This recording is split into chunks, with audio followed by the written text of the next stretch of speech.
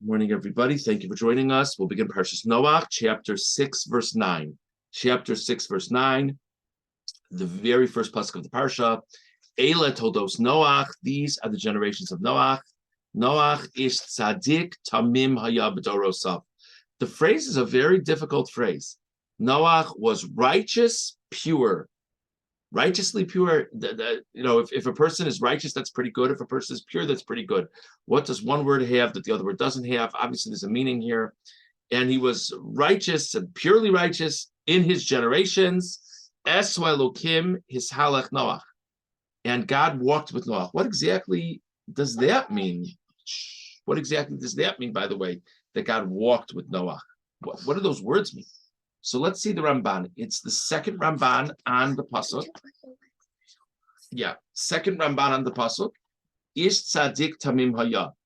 Yaskira kasuf. The pasuk is telling us shaya zakai v'shalem b'tzidko, that he was meritorious and complete in his righteousness. Lahudia sheroi lehinatzel min hamabul she'ein lo onesh klal ki tamim b'tzedek. He had tzaddik who was zakai bedin hefech harasha. So first of all, the Ramban says something very interesting. The Ramban says the definition of a tzaddik is not a perfect person. We throw around the term, oh, he's such a tzaddik, she's such a tzaddikus. The Ramban says the literal meaning of a tzaddik is like what it says in the Torah when it talks about the role of a beis din, that v'tzdiku was a tzaddik v'yeshiva sarasha, meaning the person who deserves to be found meritorious in the case is found to be meritorious.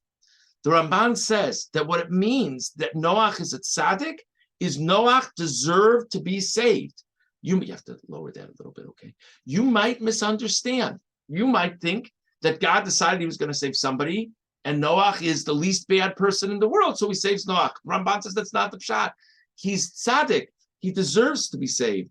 And what it means, he's tzaddik tamim, is he completely deserves to be saved. So that's just an interesting thing to think about. Skipping a line or two, Aval ba'Avram, she'amar lasot stako mishpat, shibeach oso b'tzedek shua mishpat, v'rachamim shehiyat staka. Okay, maybe we won't get into that. The Ibn Ezra understands it differently. The Ibn Ezra says, Rabbi Avram Amar, Tzadik b'masav v'tamim b'libo.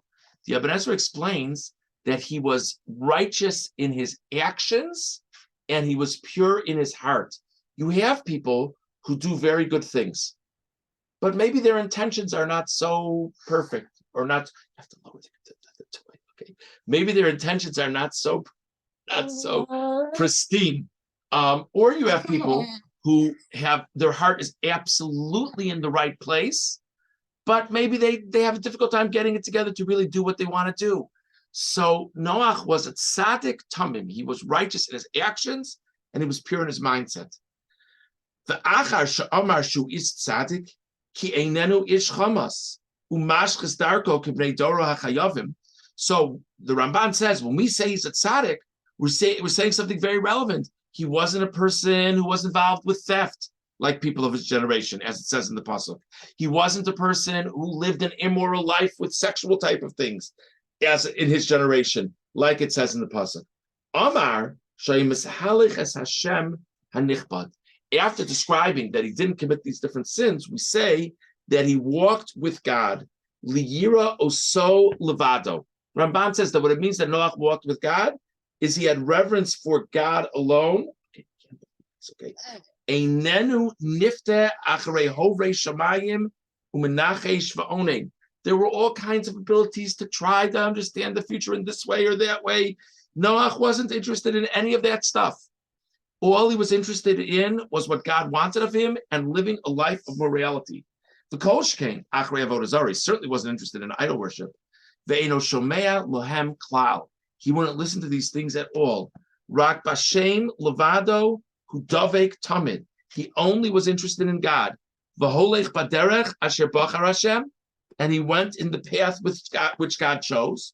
O asher yoro so, or on the path which God would instruct him.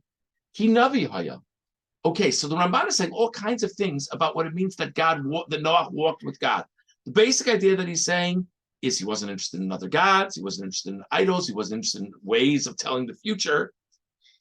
So that's A, and B is he lived his life the way God wanted him to lead life.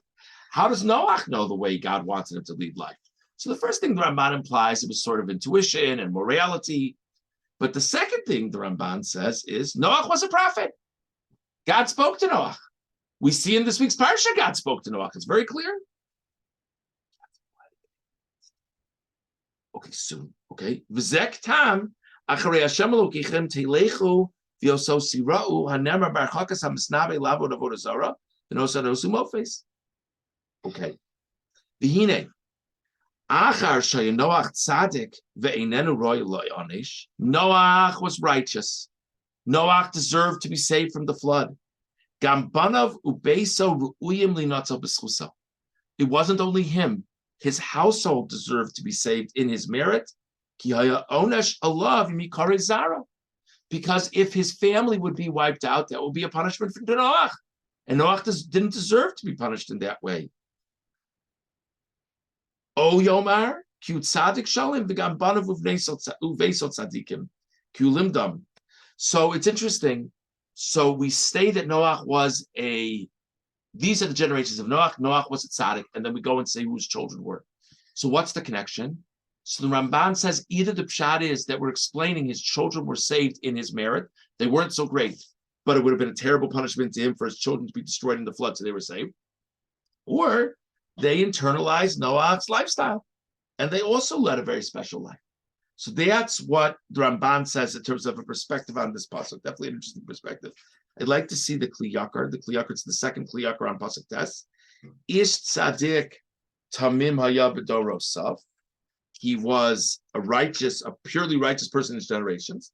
And just an interesting thing for the Kli Yakar. He says, go down and get it, okay? V'shador mabul hishchisu hisivu b'shlosha minei hashchasa. The people of the generation were immoral in 3 different ways that are mentioned in the parsha.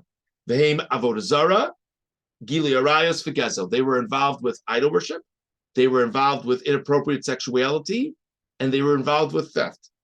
Al kain hiktim lomar shenoach hayagadur b'shloshtan. Therefore, we say Noach was conscientious about appropriate conduct in all 3. He is tzaddik. He was a righteous person. Haino shloya gozel mishal acherim. Everything he did was just, meaning he didn't take anyone else's things. He didn't do theft. Tamim haya b'dorosav. He was pure. Haino sheigadu me'arayos. He didn't live with inappropriate sexual activity. He nolad mo v'haya tamim. Eswelukim es halak Noach. Noach walked with God. And he didn't turn to idols. Avadora Mabul, Partsu, Geder, Shlashtam. But the people of his generation were inappropriate on all 3 fronts. Okay, that's the interesting Kli Yakar. Let's jump ahead to verse 11. Actually, it's verse 12. Vayara Elokim es haaretz. What? Okay, it's going to be time very, very soon. We're almost finished. God saw the land and it was corrupt. Because all flesh was corrupt on the world. If I were to ask you after this pasuk, why is God destroying the world? It seems apparent in verse 12 that he's destroying the world because of the corruption of the world. And corruption is normally understood as sexual inappropriate activity. Then it says, verse 13, Vayomer Elokim leNoach, Hashem said to Noach, Kates kol basar ba'lefanai, the end of all flesh has come before me. Ki malaha aretz chamas mipneihem, because the world is full of chamas. That, of course, that has a different meaning in our minds at the moment, but that's not what the meaning of the pasuk is. Chamas means theft. So God says to Noach, I need to destroy the world because the world is full of theft. So it's very confusing. In verse 12, it sounds like it's the issue of shachas, of immorality, which is presumably a sexual immorality. And in verse 13, it's about theft. So which one is it? So let's see the Ramban on Pasuk Yud Gimel. First Ramban, Hamas, who hagezel, can you move your arm? Who hagezel v'ha'oshek. This is theft and inappropriate financial pressures. V'nasan l'noach hatam bechamas v'lo hiskir hashchasas haderech. So it's interesting, says the Ramban. God says to Noach, the reason is the theft, and he doesn't mention sexual immorality. Noach's a pure fellow. He doesn't know what people are doing behind closed doors. He's not doing it. What's going on with sexual immorality? What does Noach know from that? How does he know? What's going on with theft? Unfortunately, that was more out in the open. So God's saying to Noach something that Noach can relate to and can understand and has seen for himself. But it's not really that it's because of the theft. It's just he's tagging something that Noach has seen. Our rabbis teach that actually, Rashi brings it down, that the Torah is telling us that the real reason for the decree of destruction is specifically because of theft. Vahatam, right? The reason for that is mitzvah mas muskelas. The idea of not stealing is eminently logical. Ein lahem v'tzorech l'navi masir. Nobody needs a prophet to tell them they shouldn't steal. Nobody would want their own items to be taken by someone else. Everyone understands intuitively that it's wrong to steal. And the fact that they could go ahead and do that, that's the reason the world is being destroyed. You need to be quiet. The ode, shura la shamayim, v'ra la brios. Theft, sexual immorality, is between man and God. Theft is between man and fellow man and between man and God. And